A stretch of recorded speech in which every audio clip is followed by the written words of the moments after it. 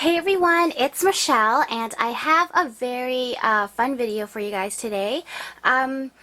So I've been in the mood to organize all my stuff lately, and I wanted to share with you guys how I store my Spellbinders, Nestability, Shapeabilities, Boardability, blah blah blah. That was like a tongue twister.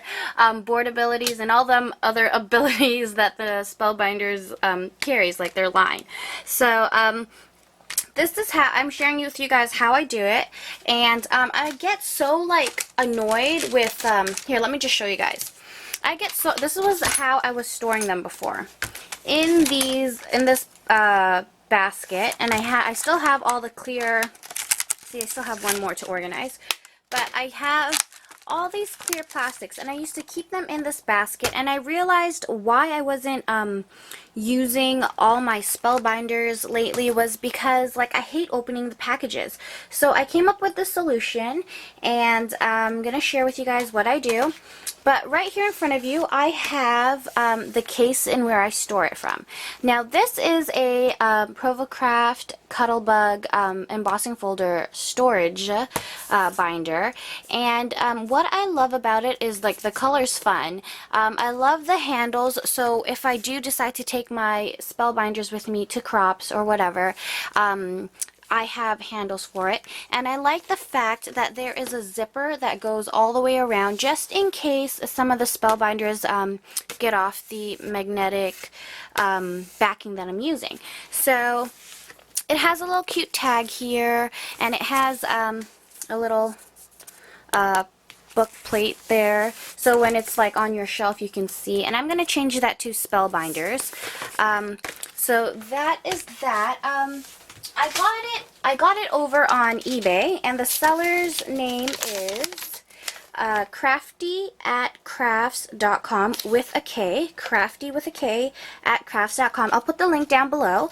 And so I got two of these, one for my actual embossing folders, but this one I want to use it for my Spellbinders.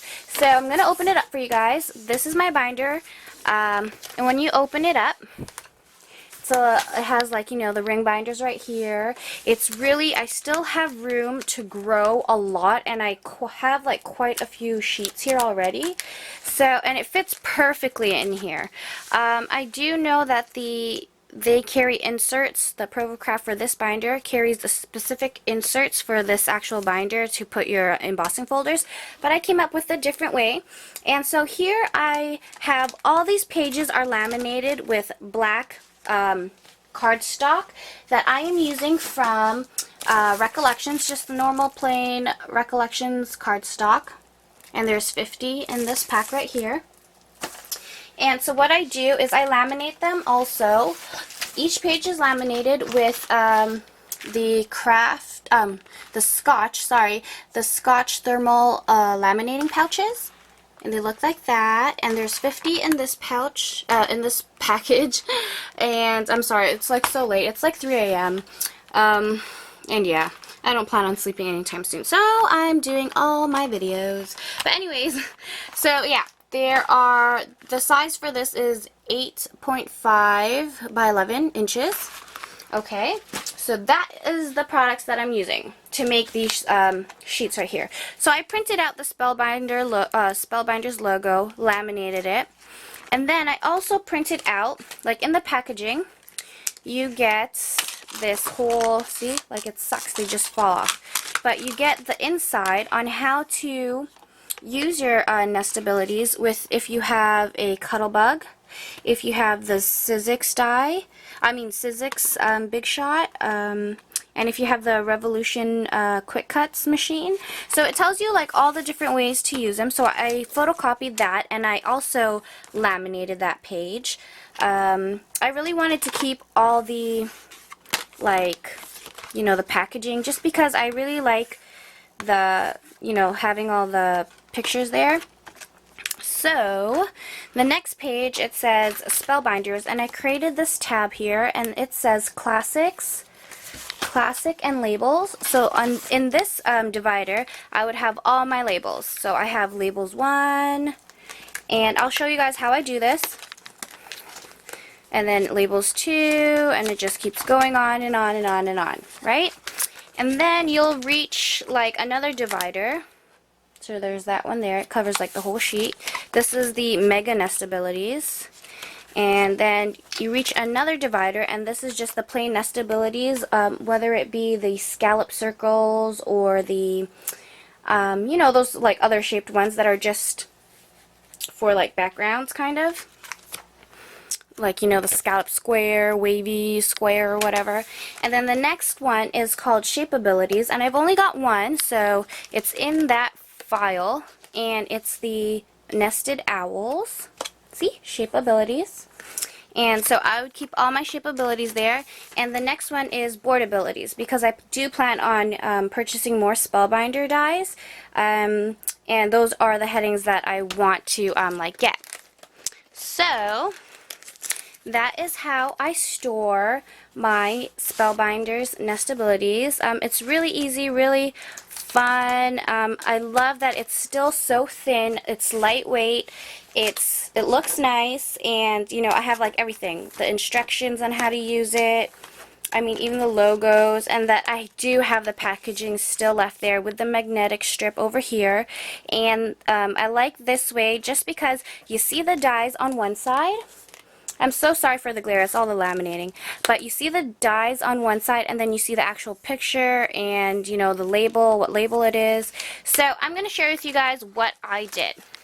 I'm just going to move this aside. I'll leave it right there. So I have the black cardstock. The black cardstock and my laminating pouch. And what you do is you're just going to insert your paper how you want it inside of your pouch. Okay, and it's pretty centered to me. So right over here I have my laminator, and I'm not sure what brand it is, but it's pretty good, and it goes up to like 13 inches, you know, like the size of your paper. So I'm just going to stick it in there, and while that's going on over there, I feel like I'm in a cooking show, like I have things like prepped and ready. So funny. Okay, so I'm going to do this one, my Labels 4 die.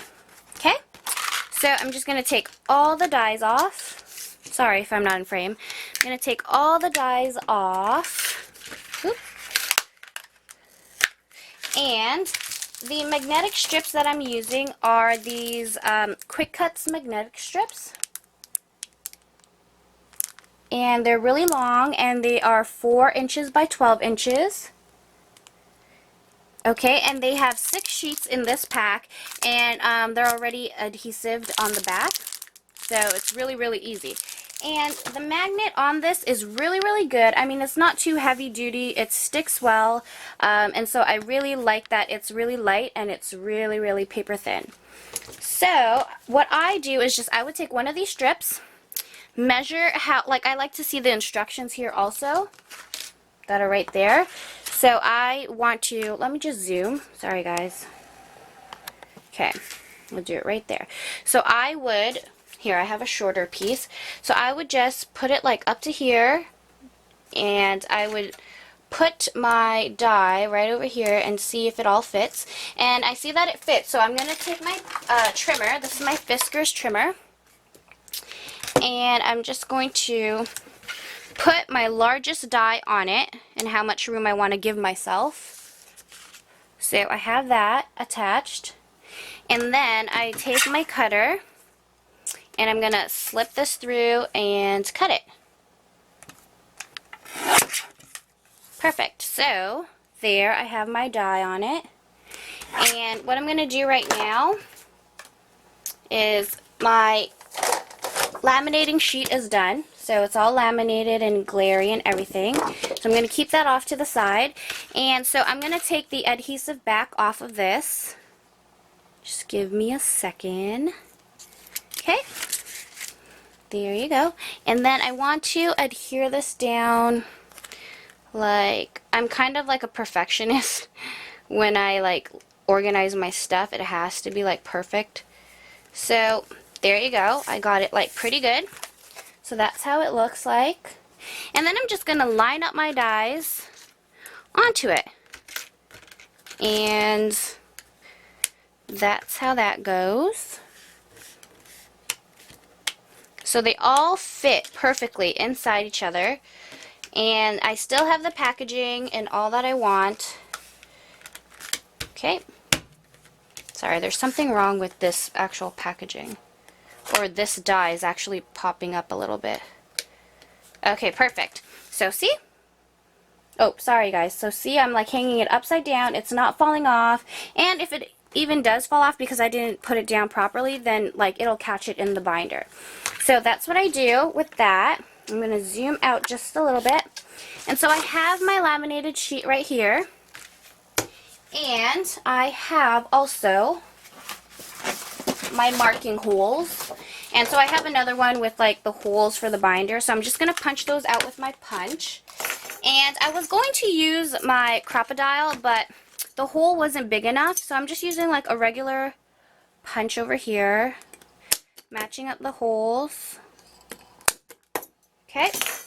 And then that is that. And I would flip this over.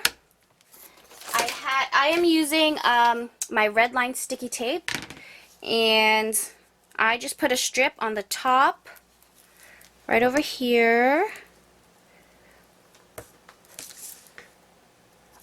right there. Oops. At the top and the bottom, because I really want it to stick down really well. So that's why I want to use the red line adhesive tape. I mean, you can use whatever you want, but it's just your preference. Uh-oh. Got stuck on my scissor. So, there you go. And I'll also do one, like along the middle. Just because it's got that crease and that fold in the middle, and I don't want it to pop out at all. So you just peel those back.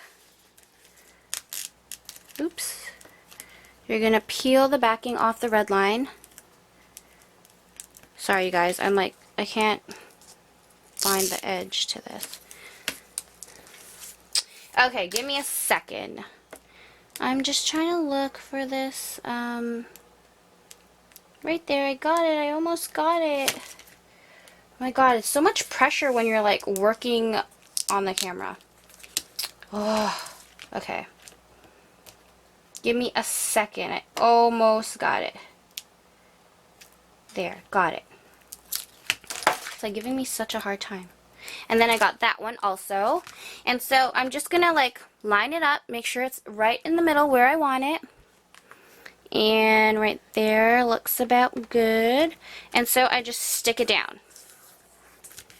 And that is how I make one of the sheets of my Spellbinders organization. So that's how it looks like. And then I love the fact that it's an actual binder, and that if I do feel like reorganizing it, I can just pop it open, switch the pages around.